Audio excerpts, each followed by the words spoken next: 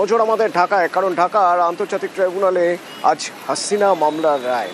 হাসিনা সমেত মোট 3 জন, সেই 3 জনের বিরুদ্ধে যে অভিযোগ ছিল সেই অভিযোগের ভিত্তিতে মামলার রায় কি হবে, রায় ঘোষণা হবে কিছুক্ষণের মধ্যেই। সরাসরি সেই ছবি আপনাদের আমরা দেখাবো লাইভ। জুলাই গণ অভ্যুত্থান দমনের চেষ্টার অভিযোগ রয়েছে, আরও একাধিক অভিযোগ রয়েছে তার বিরুদ্ধে।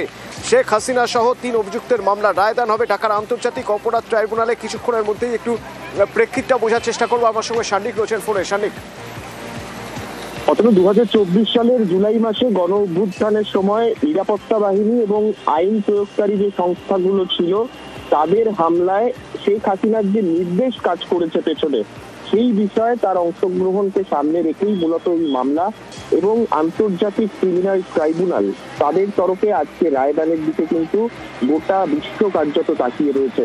সেই সময় এই যে মামলার যা ডকুমেন্ট রয়েছে তাতে মূলত বিভিন্ন ধরনের অত্যাধুনিক অস্ত্র ব্যবহার করে আন্দোলন দমনের পরিকল্পনার কথা উল্লেখ রয়েছে।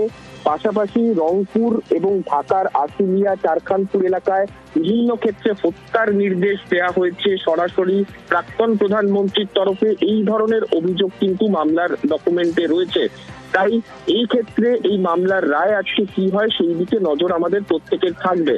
যেমনটা এখনো পর্যন্ত জানতে পারা যাচ্ছে, এই গোটা মামলায় 3 জন অভিযুক্ত, যার মধ্যে প্রাক্তন প্রধানমন্ত্রী শেখ হাসিনা ছাড়াও আসাদুজ্জামান খান কামাল, যিনি সেই সময় স্বরাষ্ট্রমন্ত্রী ছিলেন, এবং পাশাপাশি তৎকালীন আইজি যিনি ছিলেন চৌধুরী আব্দুল্লাহ আল মামুন, তার বিরুদ্ধেও কিন্তু এই একই অপরাধের বিচার চলছে এবং এই গোটা বিষয়ে তারা অভিযুক্ত। তাদের বিরুদ্ধে আজকে কি সাজা ঘোষণা হয় সেই দিকে গোটা বিশ্ব তাকিয়ে রয়েছে। অবশ্যই মানবতা বিরোধী অপরাধের বিষয়টাকে সামনে রেখে আজকে এই যে আজকে রায়দান হবে, সেই রায়দানের সর্বোচ্চ শাস্তি হিসেবে মৃত্যুদণ্ড হতে পারে, তেমনটাই কিন্তু আইন বিশেষজ্ঞদের মত। অতল সঙ্গে থাকো।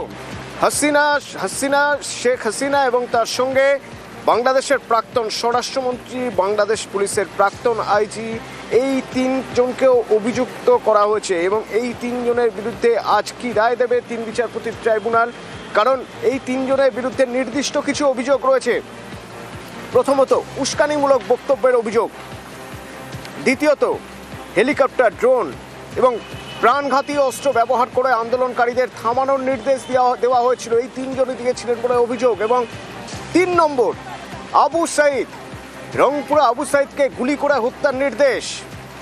4 নম্বর অভিযোগ চানখারপুলে 6 আন্দোলনকারীকে গুলি করে হত্যার নির্দেশ।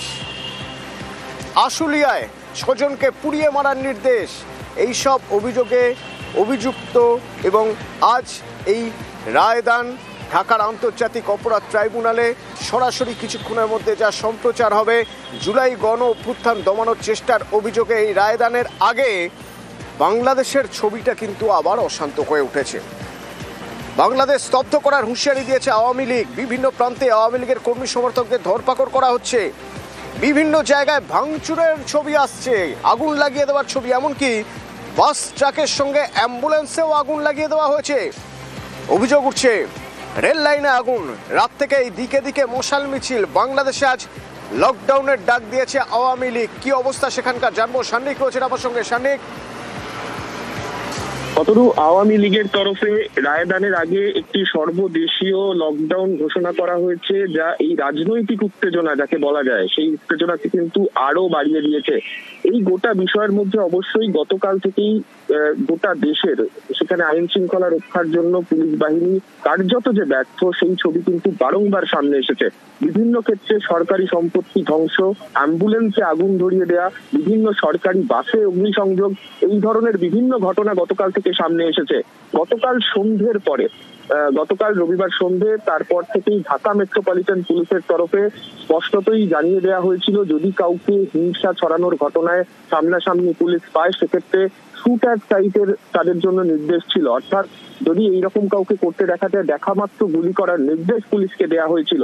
গোটা ঘটনার পর থেকে ঢাকায় এখনো পর্যন্ত পরিস্থিতি উত্তপ্ত রয়েছে। এখনো সকাল থেকে আজকে থমথমে পরিস্থিতি থাকলেও রায়দানের পরে পরিস্থিতি আরো খারাপ হতে পারে সেই বিষয়টাকে মাথায় রেখেই সীমান্তরক্ষী বাহিনী, বিজিবি, তার পাশাপাশি ঢাকা মেট্রোপলিটন পুলিশ এবং অন্যান্য নিরাপত্তা বাহিনী যা রয়েছে বাংলাদেশের, নিরাপত্তা ঢাকা সহ বিভিন্ন বড় বড় শহরগুলোতেই কিন্তু মোতায়েন রাখা হয়েছে।